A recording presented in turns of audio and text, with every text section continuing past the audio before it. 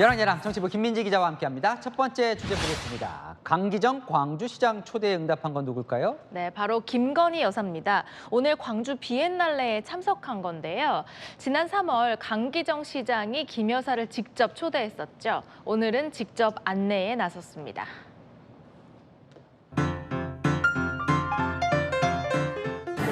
동물이라는 인터뷰 방에 주식적으로 유래되었는데요. 만약 원하신다면 직접 지금 이쪽에 있잖아요. 그치? 네, 맞습니다. 코 없는 코끼리라고 해서 위치가 코가 어디 쪽인가요? 네, 코가 이쪽이 원래 있어야 되는데 네, 위치가 아니고 같이 앉아보세요. 여러 번 만져봤습니다.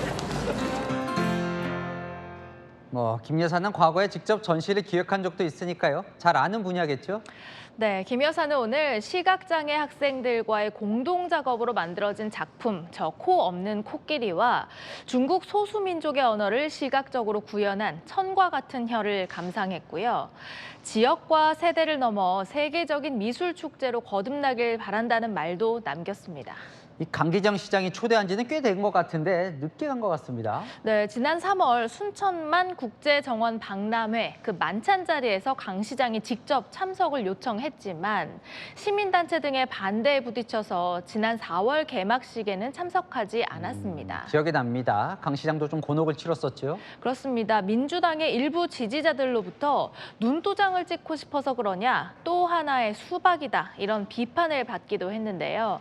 강 시장은 어제 비엔날레가 경험과 인식의 지평을 넓히는 장이 되길 바란다며 글을 올리기도 했습니다. 네, 다음 주제 넘어가겠습니다.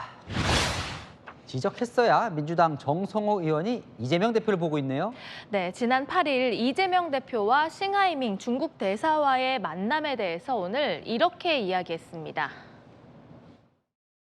또 이재명 대표도 거기에 대해서 좀 더 그 자리에서 그런 문제점들을 좀 지적해서야 되지 않나 하는 좀 아쉬움도 좀 있습니다.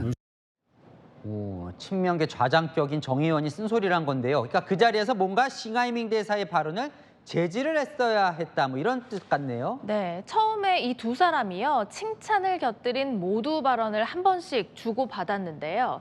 끝나나 싶었는데 그게 아니었습니다. 이재명 대표님은 한국에서 대단한 정치인입니다. 한국말을 너무 잘하셔서 친구로 생각해서 그래도 솔직히 몇 가지를 말씀 올리겠습니다.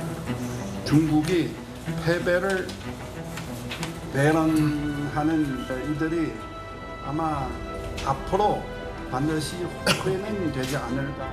당연히 중국 정부의 그런 태도들이 마땅치는 않지만 싸우러 간 것은 아니고 공동 협조할 방향들을 찾아내는 것이 더 중요한 일이 아니겠습니까? 그러니까 이재명 대표는 관계 개선이 중요하니까 좀 참았다, 이런 뜻 같네요. 네, 민주당 내부에서는 또 다른 지적도 나왔습니다. 저도 왜 관저까지 갔는지 의문입니다. 유튜브를 통해 가지고 생중계한 것도 좀 황당하고 15분이나 되는 긴 글을 낭독할 수 있게 하는 기회를 주고 왜 그런 의전 절차가 있었는지 적극적으로 홍보하려고 유튜브를 한 거겠죠. 설마 그렇게 15분 동안 준비된 원고 꺼내가지고 그런 내용을 읽을 거라고 예상을 했겠습니까? 저는 이거는 사고다, 사고. 국민의힘은 민주당이 중국에 쩔쩔맨다고 비판하는데요. 민주당도 할 말이 있었습니다.